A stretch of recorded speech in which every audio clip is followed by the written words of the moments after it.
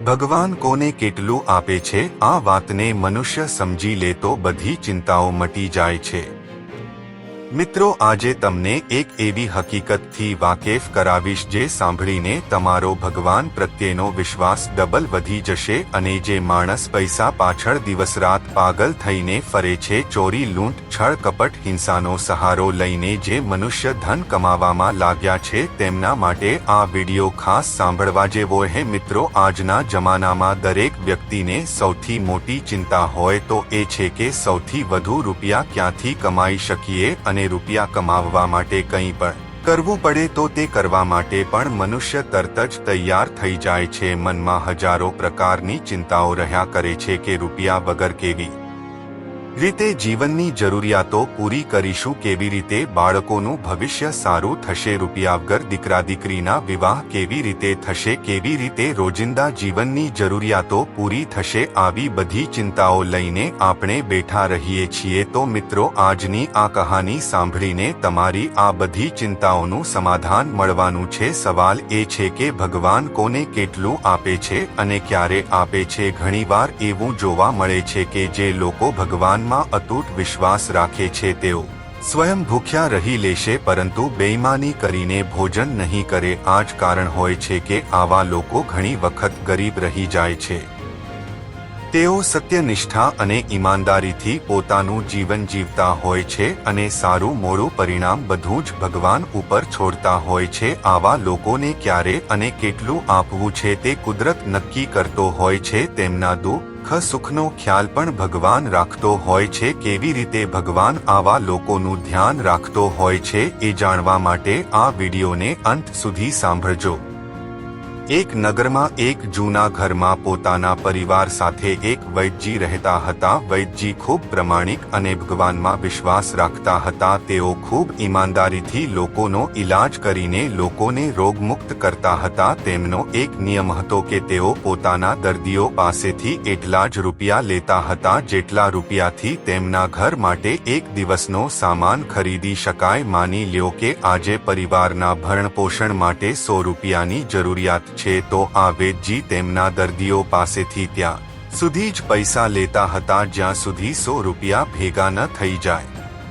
ત્યારબાદ આખો દિવસ મફતમાં ઈલાજ કરતા હતા। વૈદ્યજી સવારે જ્યારે ઘરેથી નીકળતા ત્યારે તેમની પત્ની ઘરની જરૂરી વસ્તુઓ લાવવા માટે એક કાગળમાં લખીને આપતી હતી। વૈદ્યજી આ કાગળ પોતાના ખિસ્સામાં રાખી દેતા અને તેમના દવાખાને જઈને સૌથી પહેલા ભગવાનને પ્રાર્થના કરતા। ત્યારબાદ તેઓ તે કાગળ ખોલીને આ તકાગળ વાંચતા હતા। ત્યારબાદ તેઓ આ બધી વસ્તુનો હિસાબ લગાવીને જેટલા પૈસા થતા હતા એટલા જ પૈસા તે તેમના દર્દીઓ પાસેથી લેતા હતા। જ્યારે તેમના ઘર ખર્ચના પૈસા આવી જાય ત્યાં સુધી તેઓ પૈસા લેતા અને ત્યારબાદ ગમે એટલા દર્દીઓ આવતા તો પણ તેમની પાસેથી સારવાર કરવાનો 1 રૂપિયો પણ લેતા નહીં। આવી જ રીતે તેમનું જીવન આનંદથી જીવતા હતા। તેઓ ક્યારે પોતાના મોઢેથી કોઈ દર્દી પાસેથી પૈસા માંગતા નહીં। લોકો સ્વેચ્છાથી જેટલા રૂપિયા આપતા તે એને જ ભગવાનના મોકલેલા સમજીને લઈ લેતા। તેઓ દરેક કાર્ય ભગવાનની ઈચ્છા સમજીને જ કરતા રહેતા। તેઓ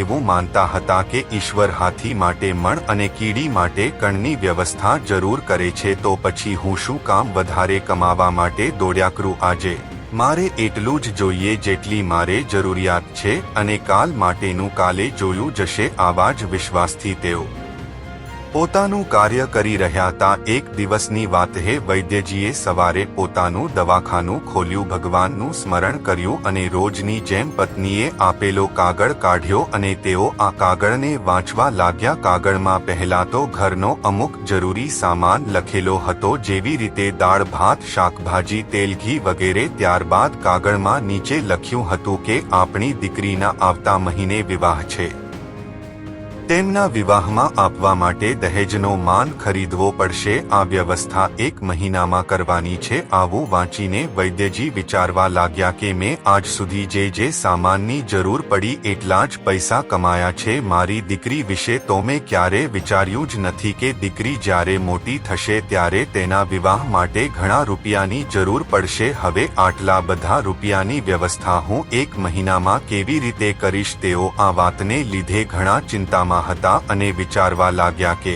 અરે આ કામ માટે ચિંતા હું શું કામ કરું? આ કામ તો ભગવાનનું છે અને તે સ્વયં આની વ્યવસ્થા કરશે. હું તો બસ મારું કામ કરીશ. આટલું વિચાર્યા બાદ તે દર્દીઓને દવા આપવામાં વ્યસ્ત થઈ ગયા. ત્યારે જ તેમણે જોયું કે એક મોટી ગાડી તેમના દવાખાના આગળ આવીને ઊભી રહે છે. ત્યારબાદ ગાડીમાંથી એક વ્યક્તિ સૂટ બૂટ પહેરીને ઉતરે છે. આ વ્યક્તિને જોઈને એવું લાગતું હતું કે તે ખૂબ અમીર ઘરનો વ્યક્તિ હશે. ત્યારબાદ તે અમીર માણસ વૈદ્યજી પાસે આવીને બેસી ગયો. વૈદ્ય વિચારવા લાગ્યા કે કોઈ દવા લેવા વાળો વ્યક્તિ હશે, કેમ કે આવી રીતે વૈદ્યજી પાસે રોજ ઘણા લોકો ગાડીઓ લઈને આવતા હતા. એટલે વૈદ્યજી એ પેલા વ્યક્તિને પૂછ્યું કે હે ભાઈ, તમને શું તકલીફ છે જણાવો. અને વૈદ્યજી તેમનો હાથ પકડીને તેની નાડી જોવા લાગ્યા. ત્યારે તે અમીર વ્યક્તિ બોલ્યો, વૈદ્યજી મને કોઈ તકલીફ નથી, હું તો બસ આમ જ તમને મળવા આવ્યો હું. મને લાગે છે તમે મને ઓળખ્યા નથી. ત્યારબાદ તે અમીર વ્યક્તિ પોતાનો પરિચય આપવા લાગ્યો અને કહ્યું, વૈદ્ય મારું નામ કાનજી છે, હું ભારતનો જ રહેવાસી છું, પરંતુ પાછલા ઘણા વર્ષોથી વિદેશમાં રહીને મારો કારોબાર કરું છું. આજથી 15 વર્ષ પહેલા હું દેશથી અહીંયા આવ્યો હતો. ત્યારે અચાનક જ તમારા દવાખાના સામે મારી ગાડીના ટાયરનું પંચર થયું હતું. ત્યારબાદ ડ્રાઈવરે ટાયર ખોલ્યું અને પંચર કરાવવા જતો રહ્યો. ત્યારે ગરમી ખૂબ હતી અને હું મારી ગાડી પાસે ઊભો હતો. મને ઘણો સમય ગરમીમાં ઊભેલો જોઈને તમે મને અહીં બોલાવ્યો અને બેસવા માટે ખુરશી આપી અને હું તમારી પાસે બેસીને વાતચીત કરવા લાગ્યો. ત્યારે મેં જોયું હતું કે એક 4 વર્ષની નાની બાળકી તમારી પાસે રમતી હતી અને તમને કહી રહી હતી કે પિતાજી મને ભૂખ લાગી હે, ચાલો જમી લઈએ. ત્યારે તમે તેને સમજાવી કે દીકરી થોડીવાર બાદ જમી લઈશું. ત્યારે હું સમજી રહ્યો હતો કે હું તમારી પાસે બેઠો હતો એના લીધે તમે જમવા નહોતા જઈ શકતા. ત્યારબાદ મેં વિચાર્યું કે તમને એવું ન લાગે કે હું ખાલી તમારી પાસે બેઠો છું, એટલે મેં તમારી પાસેથી દવા લેવાનો વિચાર કર્યો. મને યાદ આવ્યું કે મારા લગ્નને 8 વર્ષ વીતી ગયા છે, પરંતુ અમારે કોઈ સંતાન થયું નહોતું. મેં સંતાન માટે ઘણી જગ્યા ઈલાજ કરાવ્યો હતો તો પણ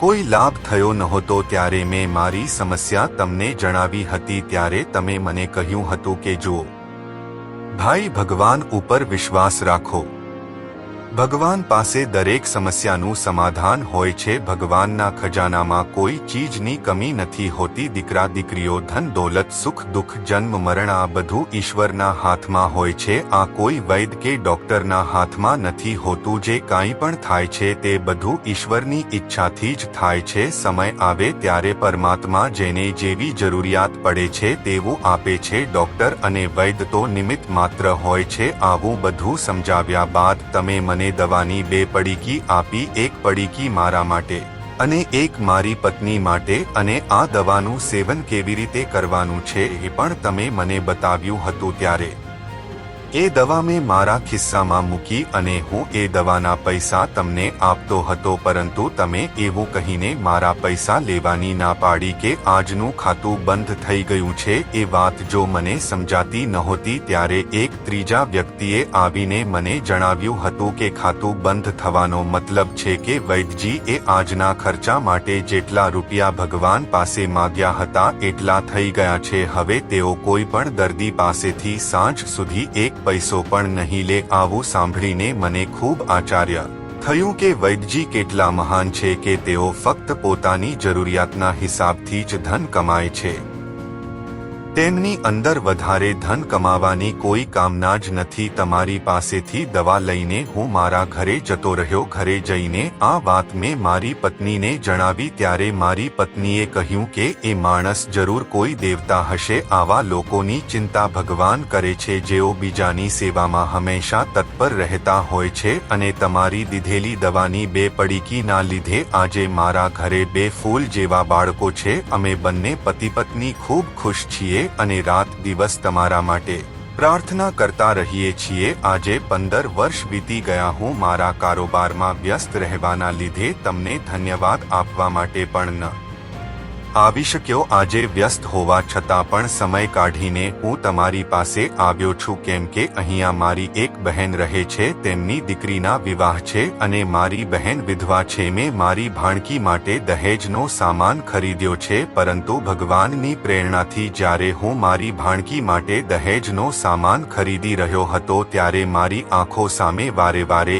એક બાળકીનો ફોટો આવી જતો, જે બાળકીને આજથી 15 વર્ષ પહેલા મેં તમારી પાસે જોઈ હતી। મેં વિચાર્યું કે એ બાળકી પણ મારી ભાણકી જેવી જ છે। હવે તે વિવાહ યોગ્ય થઈ ચૂકી હશે, એટલા માટે મેં મારી ભાણકીની સાથે સાથે તે બાળકી માટે પણ દહેજનો સામાન ખરીદી લીધો। હું માનું છું કે ભગવાને જ મને આ કામની જવાબદારી સોંપી છે। મને હવે એક સાથે 2 દીકરીઓના વિવાહ કરાવવાનું સૌભાગ્ય પ્રાપ્ત થશે। અમીર વ્યક્તિની આવી વાતો સાંભળીને વૈદ્યજી આચાર્ય ચકિત થઈ ગયા। તેઓ વિચારવા લાગ્યા કે થોડીવાર પહેલા જ મેં મારી પત્નીએ લખેલી ચિઠ્ઠી વાંચી હતી અને હજુ 1 કલાક પણ નથી થઈ કે આટલું જલ્દી ભગવાને મારું કામ કરી દીધું। ત્યારે વૈદ્યજી મનમાં ને મનમાં ભગવાનનો આભાર માનવા લાગ્યા કે વાહ રે ભગવાન, તમે ખૂબ મહાન છો, તમે ખૂબ દયાળુ છો, તમે અંતર્યામી છો। વૈદ્યજીએ વાતથી પણ ખૂબ આશ્ચર્યમાં હતા કે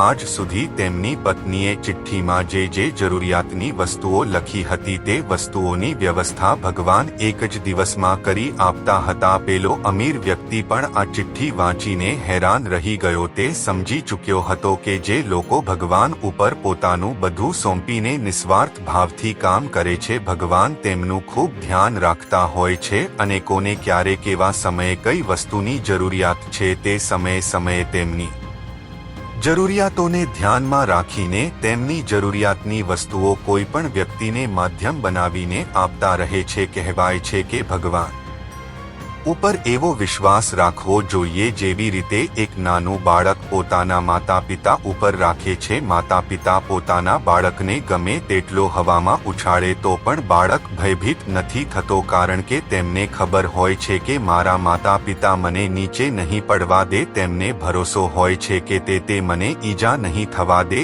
એટલા માટે તે બાળક રડવાની જગ્યાએ હસતો હોય છે। આવી જ રીતે જે માણસ ભગવાન ઉપર ભરોસો કરે છે, ભગવાન તેમને ક્યારેય નિરાશ નથી કરતા। પરંતુ તમારો ભરોસો ભગવાન પ્રત્યે પેલા બાળક જેવો હોવો જોઈએ। કદાચ તમારા મનમાં ભગવાન ઉપરનો વિશ્વાસ ડગમગી જાય તો ભગવાનને દોષ ન દેવો જોઈએ કે ભગવાને મારી મદદ ન કરી। ભગવાન કહે છે કે હે પ્રાણી, તું એ જ કરજે, હું ચાહું છું તો થશે એ જે તું ચાહે છે, અને જો કરીશ તું એ જે તું ચાહે છે, પરંતુ થશે એ જે હું ચાહું છું। ઘણા લોકો આ વાતની પણ ફરિયાદ કરે છે કે ભગવાન અમારું સાંભળતા જ નથી, તો હું તેમને કહેવા માંગુ છું કે કદાચ તમારો ભરોસો કમજોર છે, અથવા તો તમે એ નથી કરી રહ્યા જે ભગવાન ચાહે છે। તમે ક્યાંક ને ક્યાંક તેમના દ્વારા બતાવવામાં આવેલા પથ પરથી ભટકી રહ્યા હશો। તમે જો ભગવાનની કૃપા મેળવવા માંગો છો તો એક નિયમ બનાવો અને ભગવાન દ્વારા